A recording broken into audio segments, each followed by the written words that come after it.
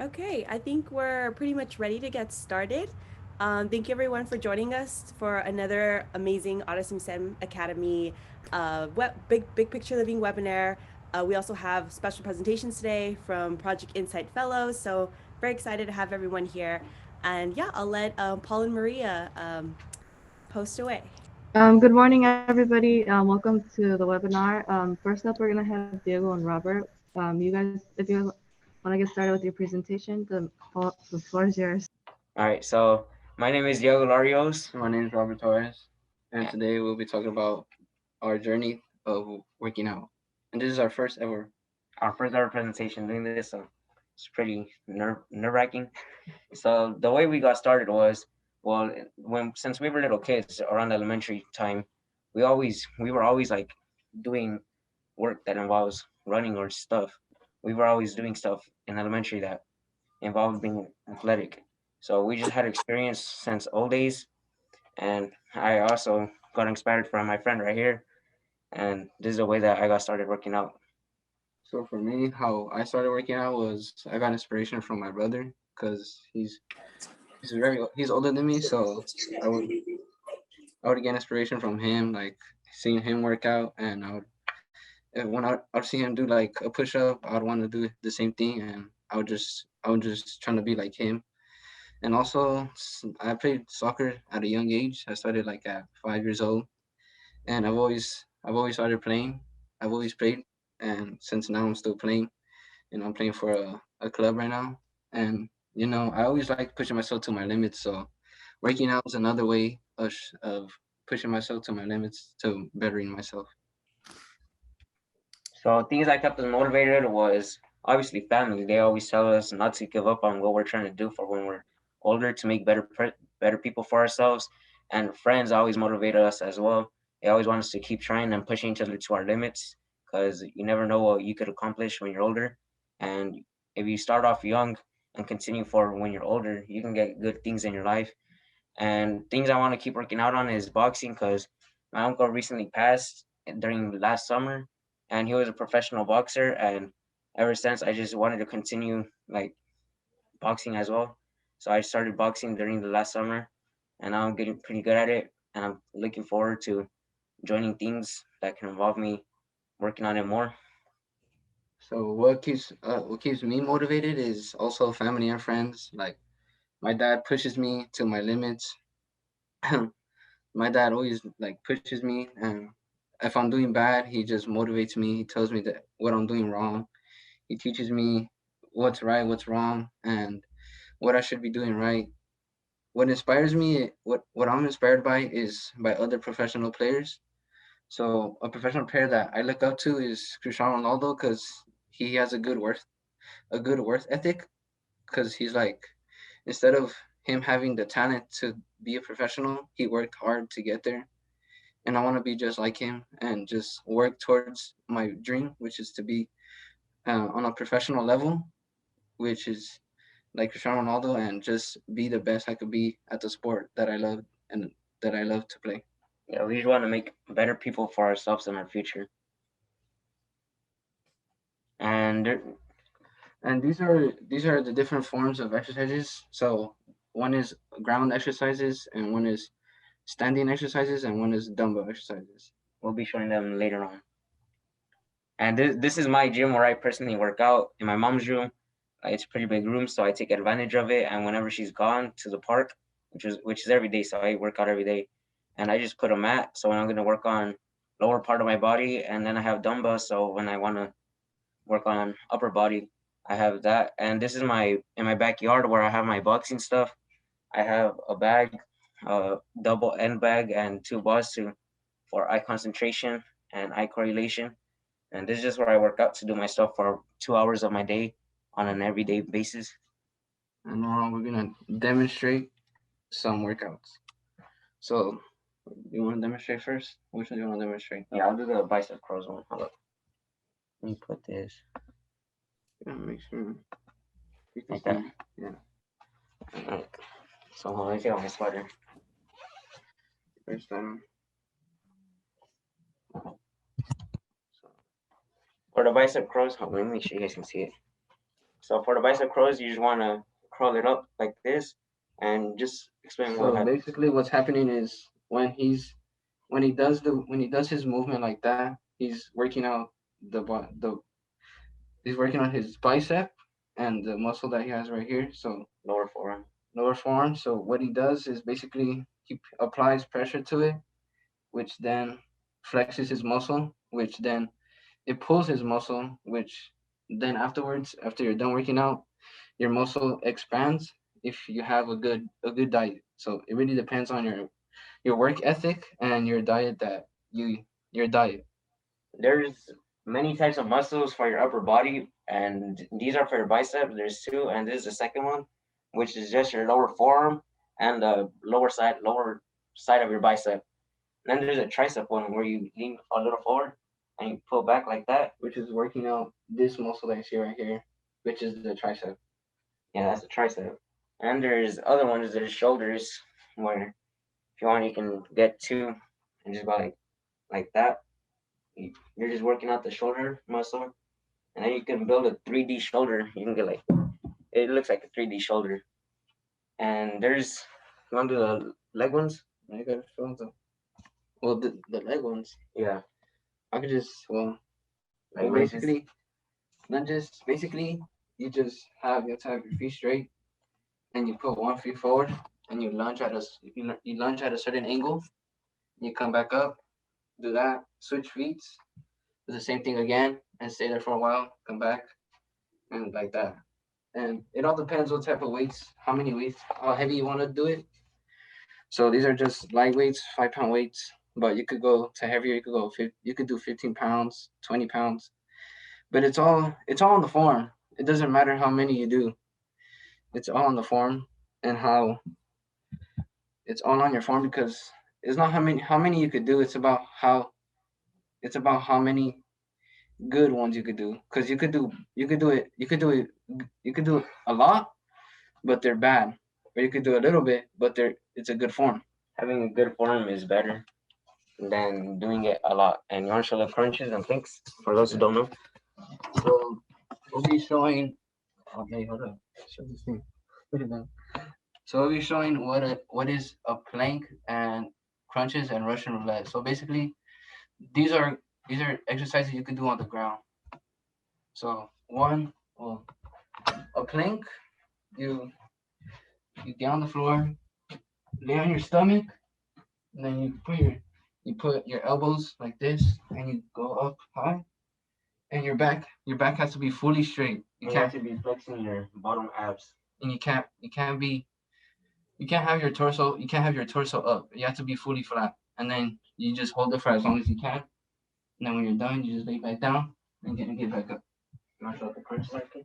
And then a crunch is a crunch is you have your feet up levitated, your hands behind your back, your hands behind your ears, and you just go in like that, put out, go back in, out, and then that's a crunch. And then let me see that. These are Russian twists, but with a dumbbell. So basically, what you do is you levitate your legs up in the air, and then you twist from one side to another side. And then you just do as many as you can, and just keep your legs from hitting the ground. All right, let me.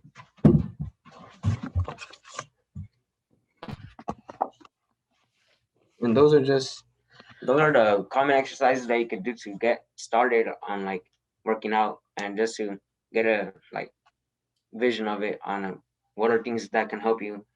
And working out is pretty good if you start young. It can help you for the future. You can get into good things if you want to be an athlete. You can probably even start your own gym. That's what I want to do. And I mean, it's just beneficial overall. Like your health, that's what matters the most, and that's what makes you live. That's what makes you live longer. So the more you work out, and your the better you eat, the longer you'll live, and the better you'll feel when you wake up in the morning. yeah, and for my future goals, things I look forward to is bringing a personal trainer at my own boxing gym because I want to own a boxing gym. well, try to own one. And being a professional athlete, I want to continue my thing on boxing and just staying in shape for my future. And maybe I can teach other people and inspire them to start going as well. My future goals are just to become a professional athlete.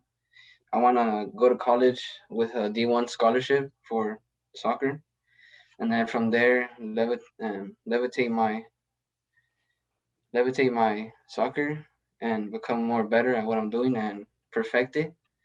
And I just want to stay fit and keep working out with my guy right here because this guy works out way more than me because we have a different we're both different. Yeah. We both started at around the same time. We known each other for our whole lives, and we're just both fit together, which is good. And I can look forward to continue working out. And And that's the Dan, you guys have any questions? You guys can feel free to talk. I have a question. So Diego and Robert, since you started your fitness journey, I'm just curious, like, have you seen any other positive effects, like on your sleep or your stress management? Like, how has exercise kind of affect your overall like well-being? Exercising, it could affect your sleep, but when you exercise, you need a lot of sleep so your muscles can grow better. And it helps with stress. Like, this is my happy place when I work out because I get to work on myself, and the improvements that I make, I like it just makes me better. And but exercising, you need a good amount of sleep, and it could affect it because you can get tired from it. But sometimes when you're getting older, like, it's hard to sleep early because you have to work on other things. But yeah, it helps you. I would have to agree with Diego. Like it does help with stress. Like you could be really sad, but then you could be really sad one day, but you know that you're looking forward to something like the gym or going to soccer practice. Like I know sometimes I don't feel like doing anything. I don't have motivation, but then I remember like my family and who I want to be in the future, and like my sadness just goes out the way. And then, like he said, working out is his happy place, and my happy place is playing soccer. I have a question. First, a comment. Diego and Robert, I couldn't tell that that was your first time presenting. Really nice job. And I love that you brought in demonstrations. I might try some of those later today. We'll see. And I have a question. A couple of times you mentioned the importance of diet to go along with the exercise. And I wonder what you've learned about diet that has helped enhance your exercise routine and how you feel. So basically, it's different depending what you want to do. Like if you want to if you're like, let's say you're overweight or something, you want to do it's a different diet. But if you're like skinny and stuff, you want to do like a more of a high calorie diet because you want to gain more weight so you could build muscle. And you need to keep the diet consistent.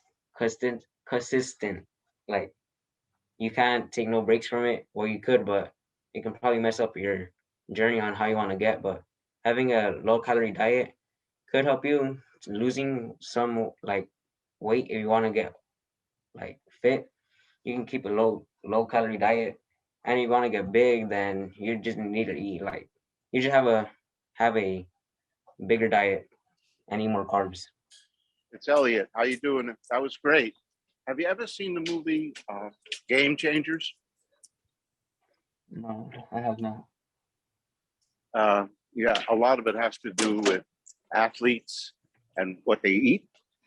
Um, and the best athletes in the world, weight training athletes, as well as soccer and all that. It's a great documentary to see.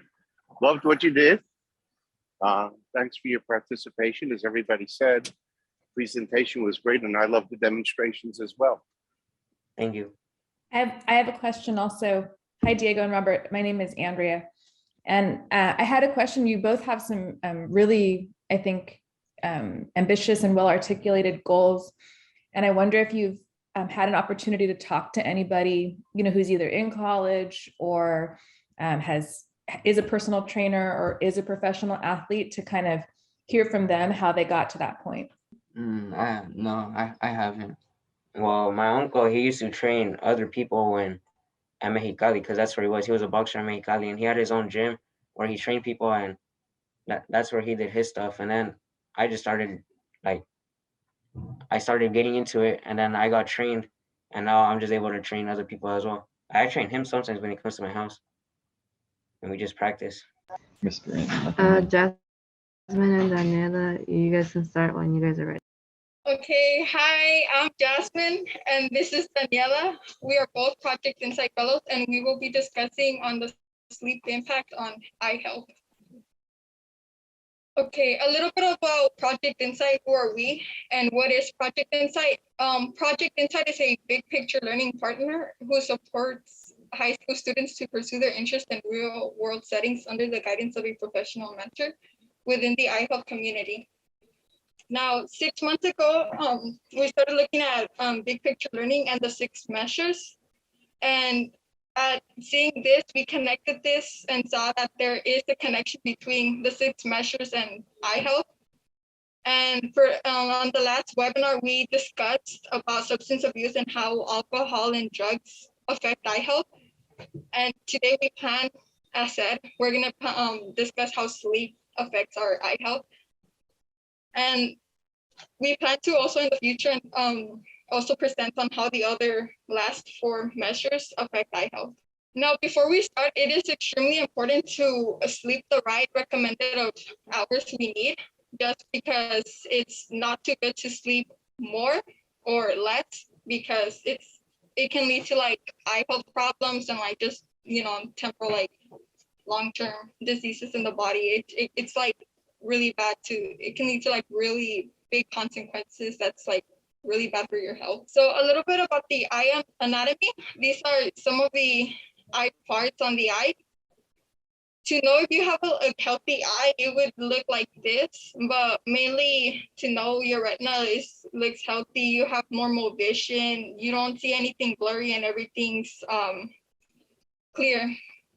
So now moving on to the effects. If you don't sleep the recommended amount of hours based on your age group, it can lead to serious eye problems. Some of the obvious lack of sleep effects have on your eye are dark circles and eye bags, such as the picture on the right. However, it can slowly start leading up to long-term eye diseases such as glaucoma, which can lead to permanent vision loss. You can also get dry eye diseases, eye infections, and that can lead to light sensitivity, eye twitching, and eye spasms. Some of the pictures surrounding this box are what it would look like if you had any of these effects. Now, these are some eye long-term effects that can happen when you don't get the right amount of sleep, and this all connects to sleep disorders as well. So like, for example, insomnia, it can like prevent it can prevent your eye getting the amount of fluid circulation needed.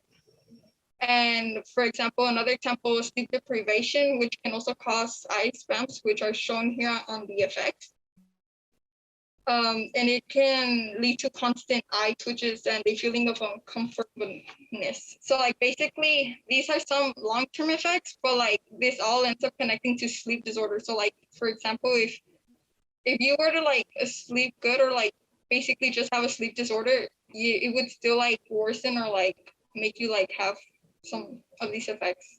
Some of the things we can do to prevent these diseases from starting or getting worse are reducing the amount of caffeine we consume on a daily basis.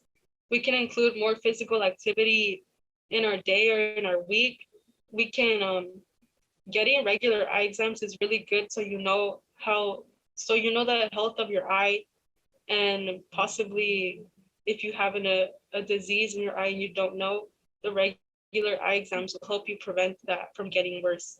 You can take naps to let your eyes rest and get the moisture they need to not become dry. And also it's important to sleep with low light so that it doesn't irritate your eye or stress it a lot. So overall, the point in order to like prevent these effects is just simply sleep the recommended amount of time and to like just simply prevent it. And it's best to let others know as well, since we all basically, there's most of us that don't really know about this, and just spreading out the word can help save other like people's eye health to like prevent them from also getting eye problems. Is there any questions or comments for Jazmin and Daniela? I have one. This is Andrea again. So well done, girls. That was really a good, I think a good connection between sleep, this particular measure, and eye health. And one thing that struck me that you two, I think by linking and by looking at all of the 6 measures, you're really highlighting how impactful making a change in one of the measures can be on all of the different systems. Like I heard you talking about caffeine, which is related to substance, which is also related to eye health. And then that also impacts your sleep. So I think there's a lot of connections happening here. And I appreciate you bringing all of this to the forefront and helping to educate us and make us be thoughtful about this. So I thought that this is great, and I have a question for you, because eye health is, for me and Andrea, part of big picture living, taking care of your eyes, and your ears, those kinds of things. But it's not named, as a measure. And you did a great job incorporating the measures into eye health and showing how they are connected and related. Do you think that this should be part of BP living? Eye health. Do you think eye health should be part of BP living and prominently on the website and pushed out by you all for other students and their families and communities? Because as you know, people don't pay attention to their eyes and eye health in the way that they should. And as you pointed out, it leads to all sorts of problems, but it's not visible. Hard to excuse for the kind of metaphor around vision, but it's not visible on our website. So what do you think about that? Okay, so I believe that it should, just because, as you mentioned, not many of us are aware of like eye problems. So like we're aware of us getting sick, like in our body physically, but we don't really know much of like the effects on our eyes. So maybe adding it in, like, having more of the knowledge to like give to other people can like help like prevent it, as well as like, just learn more that your eyes can also get affected. I think it's very important, and I'd love to see you all and other students take the lead on that, and that we push it and put it on our social media and this website. So thank you for bringing that to everybody's attention.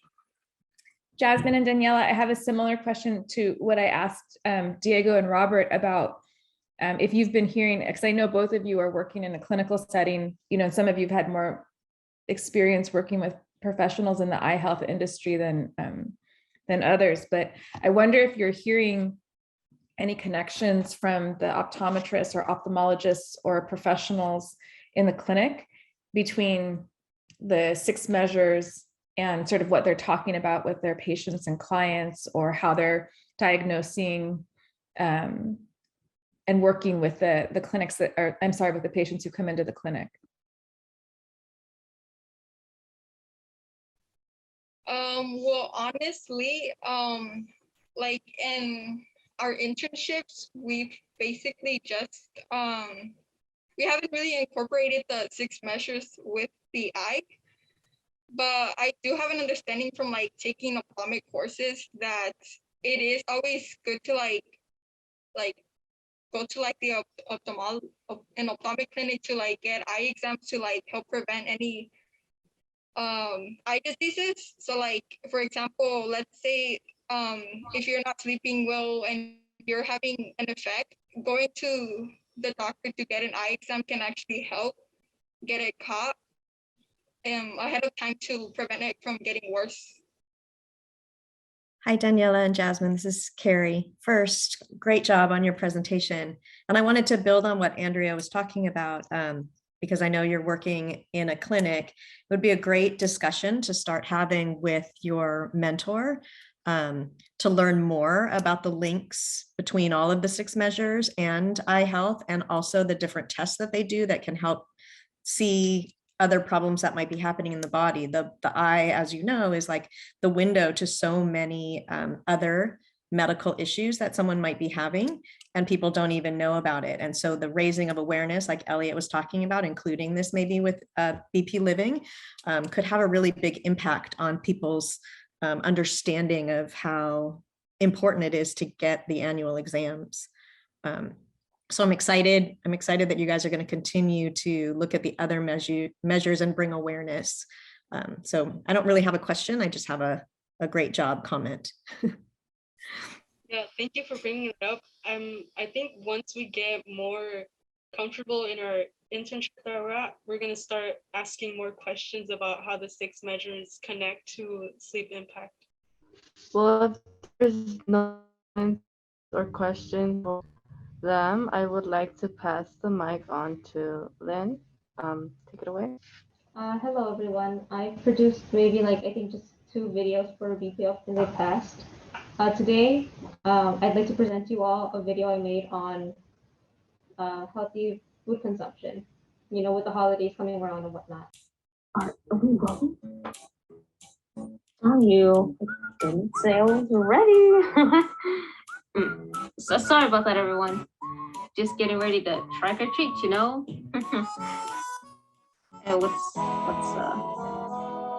what do you mean it's not Halloween? Did you leave me to do my clown makeup for fun? I don't remember doing anything other than clown makeup. What about Thanksgiving?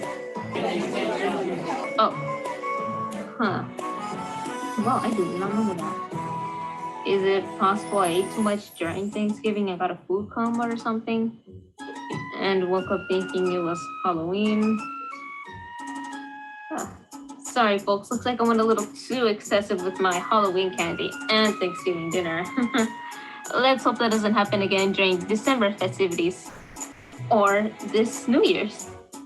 Or during Valentine's Day. Then there's Easter with a commercialized funny version. Huh. Wow, there sure are a lot of holidays coming up where I might eat too much. The holidays are approaching sooner than we thought.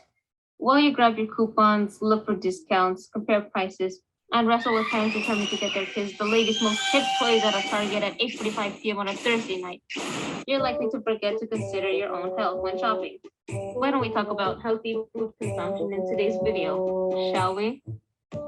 Holidays are an excellent opportunity to connect with family and friends and enjoy each other's company. Though, more importantly, they're an opportunity to eat plenty of food, which is a double-edged sword, admittedly. I mean, yes, of course. I love being able to eat my grandma's spaghetti. Gosh darn, she cooks spaghetti. But I will go overboard and eat about 5 big plates worth of her spaghetti. Not only will I go overboard with her food, but with delicacies such as Hawaiian bread. Not to mention honey baked ham. Oh my goodness, what a godsend. Sorry, I'm getting distracted. With such temptations, one will most likely give in and eat a little too much for their own good. Contrary to various beliefs, and to I have personally been warned about by my parents, not much weight is actually gained during the holidays. According to the National Library of Medicine, National Institutes of Health, after conducting a study on various individuals regarding their weight gain, if any, between Thanksgiving and Christmas, the average holiday weight gain consisted of 0.37 kilograms, or about 0.81 of a pound. Not only this, but a 2016 study conducted by the New England Medicine of Health found that the average American's weight gain increases by 0.2 pounds during Thanksgiving and increases by 0.4 pounds during Christmas. In the grand scheme of things, we're not likely to gain more than a pound of holiday weight, assuming we fall into the average. Despite this relatively newfound information, we still run the risk of worsening our health. Okay, yes, we might not gain that much holiday weight, but one might feel that they've gained so much regardless. In fact, they might feel so much so, and excuse it as a mere feeling of fullness, when in actuality, they're bloated. According to health.com, various holiday foods can trigger bloating and water retention. Foods with a considerably large amount of salt, for instance, can trigger water retention. Pretzels, salted nuts, Ritz crackers, bread, pizza, meat, honey baked ham. These are but a few foods with a relatively large amount of salt that are likely to trigger water retention. According to healthline.com, water retention can cause swelling in areas such as the legs, feet, bloating in the abdominal area, puffiness, and stiff joints. To prevent such unfortunate events from occurring to you and your beloved ones, I advise you to be considerate of what you eat. Following the Choose My Plate recommendations, eat a relatively small portion of fruits, a larger portion of vegetables, grains, specifically whole wheats, and proteins. For those not interested in meat, tofu, beans, green peas, oats, nuts and seeds, and vegetables such as that of broccoli, spinach, artichokes, and sweet potatoes provide plenty of protein. Oh, and of course, the way in which foods are prepared. Steamed, grilled, and baked foods are much preferable than that of foods that have been, for instance, deep fried.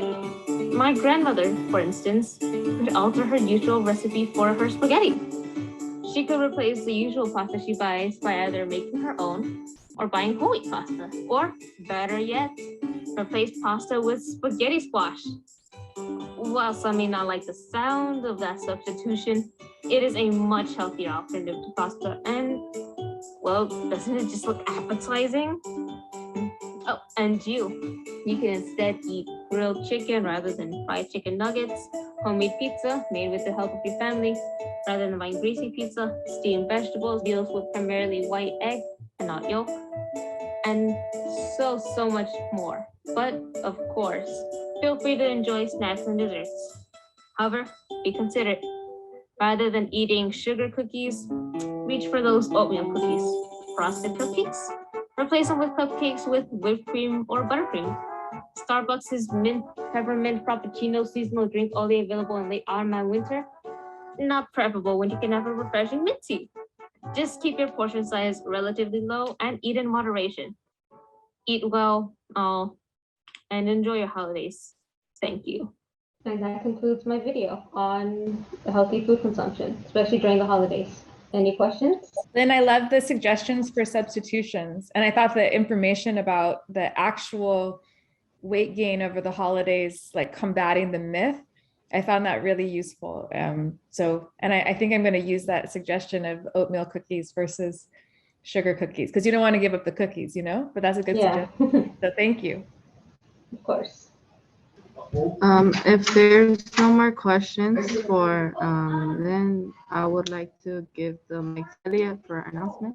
I'll hop right in. I also have a quick announcement for BP Living. Just wanted to point out that we have new educator resources on our website. We've revamped this page so that it's easier to navigate with our December advisor resource PowerPoint. Our most updated one is already live, and we will be including this in our next newsletter. So if you haven't signed up for a newsletter, you can go by going under Contact News.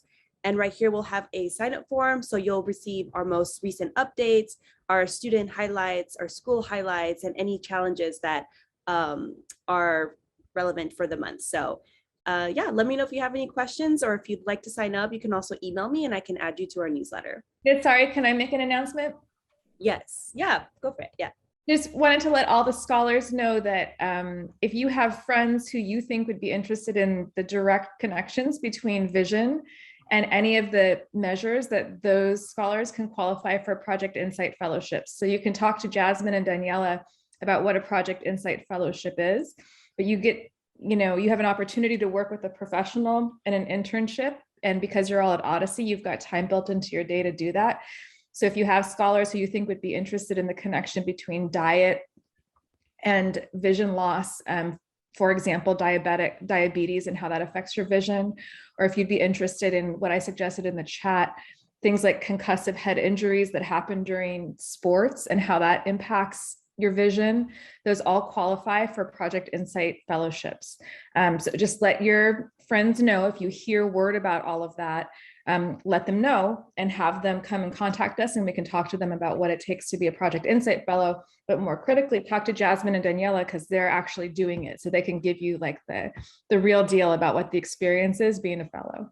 Thank you all for coming today. I hope you guys have a good rest of your day. Bye.